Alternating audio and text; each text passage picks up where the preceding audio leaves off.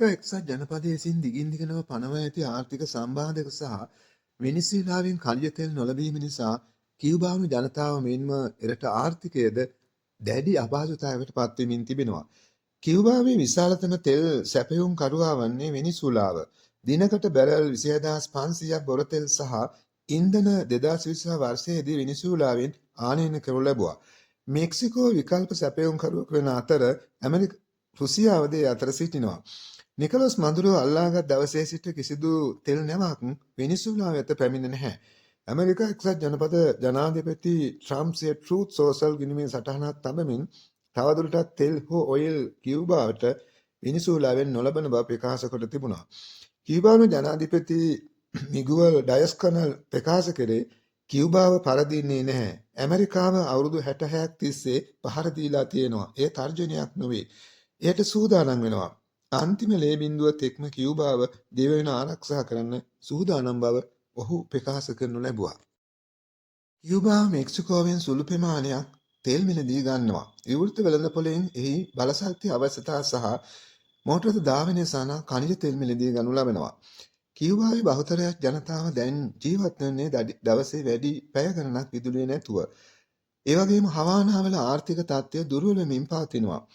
මෙක්සිකෝව කියුබාවට තෙල් සපයන ප්‍රධාන කුඩා සැපයුම්කරුවෙකු වුවත් දැන් ප්‍රධාන සැපයුම්කරුවෙකු බවට පත් වී සිටිනවා.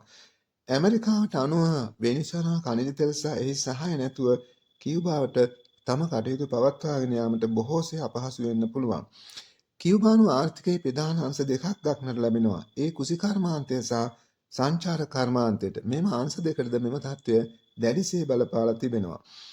මේ වන විටත් විදුලිය, ගෑස් හෝ ලික්විඩ් ගෑස් කියුබාවේ නැති තරම් වෙනවා.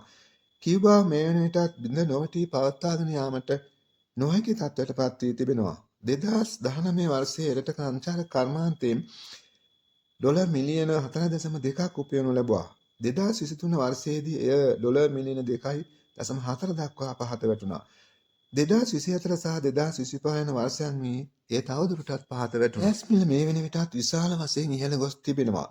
ලයිටරයක් පුරවන්න පීසොස් 100ක් වැය කිරීමට තිබෙනවා. ලයිටරයක් මේ වන විට සුපෝපභෝගී භාණ්ඩයක් බවට පත් වී තිබෙනවා. වගේම ඛනිජ තෙල් නිකුත් කරන සෙට් මේ වන විට වසා දමා තිබෙනවා. මිනිසුන් බොහෝ විට ආහාර පිසීම තරම් දර භාවිතයට ගැනීම ඉහළ යමින් පවතිනවා. ගෑස් සිලින්ඩරයක මිල කියුබානු පීසොස් 50,000 ඉක්මවනු ලබනවා. එය ඇමරිකන් ඩොලර් වලින් ගත් විට ඇමරිකන් ඩොලර් 100 ඉක්මවනු ලබනවා. හවානාවලට හිස් මධ්‍යස්ථාන දකින්න පුළුවන්. මේ වන විටත් හවානාවලින් නැගෙනහිරින් පිහිටි දිස්ත්‍රික්ක කිහිපයක මධ්‍යස්ථාන කිහිපයක් වසා දමා තිබෙනවා. එසේම මධ්‍යස්ථාන කිහිපයක පමණක් ගෑස් නිකුත් කරනු ලබනවා. බොහොමයක් මධ්‍යස්ථාන වසා දමා තිබෙනවා. සිගරට් ලයිටරයක් නැවත පිරවීමට අපහසු තත්ත්වයට පවා කියුබාව මේ වන විටත් පත් වී තිබෙනවා. දැනටමත් රාජ්‍යයට අයත් ආයතනවලට නැතහොත් රාජ්‍යයට අයත් වාහනවලට ඉන්ධන ලබා දීම සීමා කොට තිබෙනවා. කියුබාවේ වීදි සංචාරකයෙකු එනතෙක් බලා සිටින තත්ත්වයට පත් වී තිබෙනවා. පොදු ප්‍රවාහන සේවා අඩපණ වෙමින් පවතිනවා. කොටින්ම ඉන්ධන හිගේ නිසා නගරවල කුණු ඉවත් කර ගැනීමට නොහැකි තත්ත්වයක් පත් වී කුණු ගොඩ ගැසීමින් පවතිනවා. රෝහල් වලට තම කටයුතු පවත්වාගෙන යාමට නොහැකි තත්ත්වයට පත් වී සිටිනවා. කියුබානුවන්ට තිබෙන එකම විකල්පය ලෙස දැන් පැවති ඇත්තේ කියුබාව හැර යාම. ඒ සඳහා වෙනම විකල්පයක් ඔවුන්ට තෝරා ගැනීමට නොහැකි වී තිබෙනවා. කොටින්ම ඉන්ධන කර්මාන්තය හා සම්බන්ධ බහුතරයකට මේ වන විටත් රැකියා අතහැර දැමීමට සිදු වී තිබෙනවා.